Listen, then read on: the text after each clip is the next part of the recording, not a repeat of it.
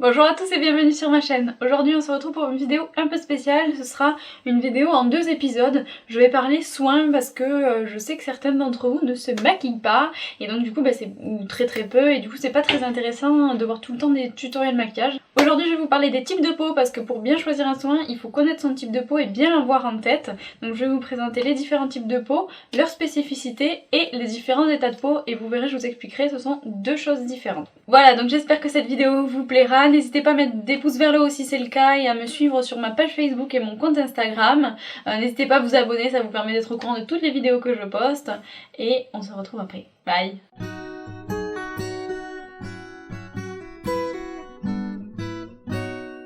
Donc comme je vous l'ai dit dans l'intro, aujourd'hui on se retrouve pour parler soins et plus spécifiquement dans ce premier épisode on va parler des types de peau parce que clairement un soin, si vous ne le choisissez pas adapté à votre type de peau, ça ne fonctionnera jamais, vous allez détester le produit alors qu'il n'est pas forcément mauvais, c'est juste que vous ne connaissez pas votre type de peau donc il ne correspond pas à votre peau et votre peau va avoir tendance à le rejeter en faisant des choses un petit peu étranges et du coup vous allez dire ah bah non c'est un mauvais soin, il fait des plaques ou il fait des boutons ou des choses comme ça. Non, c'est pas du tout le cas. Dans 90% des cas, quand on n'aime pas quelque chose, c'est qu'il ne correspond pas à notre type de peau. Je dis 90, ça peut tout à fait être 80, 70, je sais rien.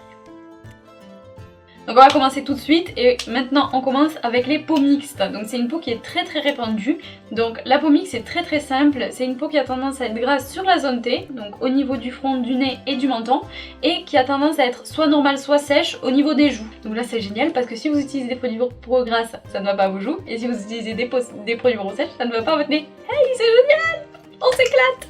Le type de peau je pense qui est le plus répandu et il y a heureusement pour nous énormément de soins qui répondent aux besoins des peaux mixtes, qui va être un produit qui va quand même avoir le côté nutrition, le côté hydratant pour les joues et en même temps le côté régulateur pour la zone T. Donc la peau mixte c'est essentiellement ça, elle peut être accompagnée d'états de peau et je vous expliquerai la différence plus tard quand on passera à la catégorie état de peau évidemment.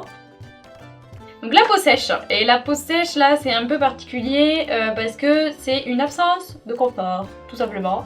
Vous n'avez pas de confort au niveau de la peau, vous avez la peau qui tire, vous avez des plaques sèches, vous avez la peau en général qui est aussi rouge, qui rougit, qui tiraille s'il y a du vent, s'il fait humide, s'il fait très chaud, vous avez la peau qui tire, vous avez la peau qui est pas confortable, vous souriez, vous avez l'impression que tout va craqueler de partout, ça c'est la peau sèche. La peau sèche c'est une peau qui est définie par en fait un manque de nutrition, un manque de gras. Vous avez le film hydrolipidique, c'est-à-dire le côté défense de la peau, tout ce qui va être le sébum qui se met en film sur la peau pour la protéger, qui est pas assez riche, pas assez gras et du coup votre peau a du mal à se défendre. Donc c'est une peau qui a aucun confort et c'est souvent une peau où après la douche par exemple, qui tire et vous êtes obligé, vous ne pouvez pas rester sans crème quand vous avez une peau sèche. Si votre peau vraiment est tiraille, c'est inconfortable, vous pouvez pas sourire, ça fait mal même parfois, quand pour les peaux très sèches, ça fait mal. Ça fait mal, ça tire, c'est vraiment inconfortable, c'est vraiment pas possible de rester comme ça.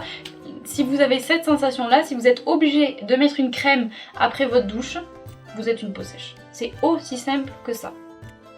Les peaux normales. Et alors là, les gens qui ont la peau normale, mais les gars, mais la chance quoi, la chance.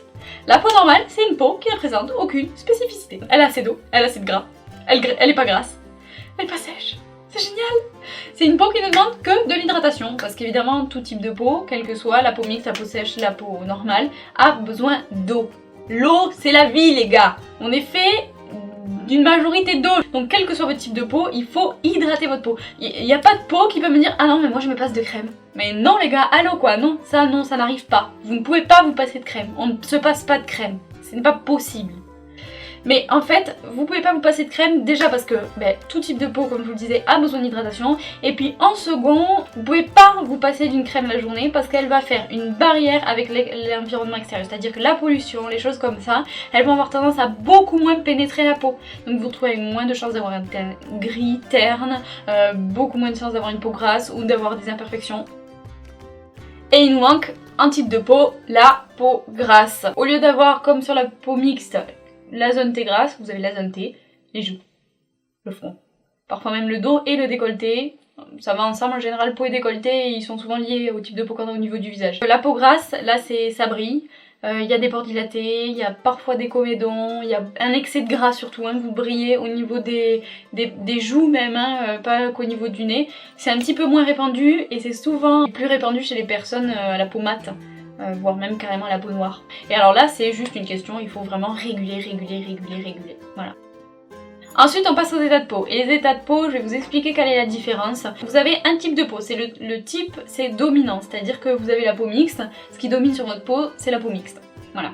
Et ensuite vous avez des états de peau. Les états de peau peuvent se rajouter, un état de peau va se combiner à un type de peau.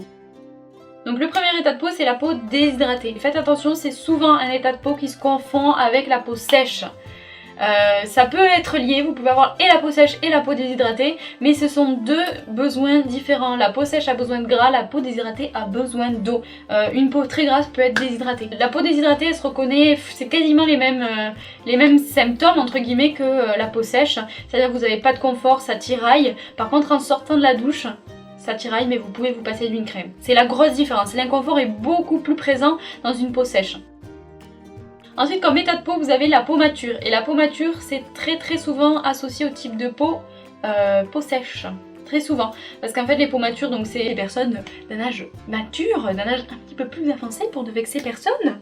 Et c'est souvent à ce moment-là que survient la ménopause, les choses comme ça. Et souvent lié aux changements hormonaux, la peau devient un petit peu plus sèche, ou alors au contraire, elle devient grasse alors qu'elle a toujours été sèche. Là, les spécificités, c'est rides, perte de fermeté, perte d'éclat, aussi les taches.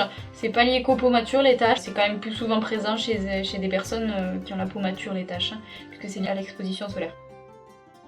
Le prochain état de peau qu'on peut rencontrer, c'est la peau à imperfection. Et là encore, il y a des sous-catégories. Vous avez les peaux à imperfection juvéniles, c'est-à-dire l'acné juvénile, qui est lié aux changements hormonaux, hein, donc tout ce qui va être l'adolescence.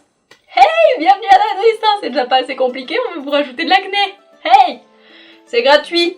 Donc les peaux à imperfection juvéniles, donc tout ce qui va être changement hormonal, donc l'acné des adolescents. Vous avez ensuite les imperfections des adultes, qui est souvent aussi lié à des soucis hormonaux ou à des changements hormonaux. Mais l'acné adulte peut aussi être lié à du stress, à de la fatigue, à de la malbouffe, voilà, des choses comme ça. Donc c'est vraiment très particulier en fonction de l'âge, ça se traite complètement différemment. Voilà, je vous ferai un petit peu, je pense, une vidéo à part pour les peaux à imperfection. Un quatrième état de peau, et c'est la peau sensible. La peau sensible, c'est pareil que la peau mature, c'est très souvent associé à une peau sèche, puisque la peau sensible, c'est une peau qui est réactive, donc qui réagit au changement de température, qui réagit au changement d'environnement, qui réagit au stress, aux humeurs. Vous savez, les personnes qui rougissent très vite, c'est souvent des personnes qui ont une peau sensible. Vous avez comme symptôme, hein, entre guillemets, toujours pareil, beaucoup de rougeur. Dès qu'elle réagit, devient très sèche, qui se met à tirer, à brûler, qui est vraiment pas confortable, pas agréable. C'est un état de peau qui se répand de plus en plus. La peau est sensibilisée par la pollution, par ce genre de choses.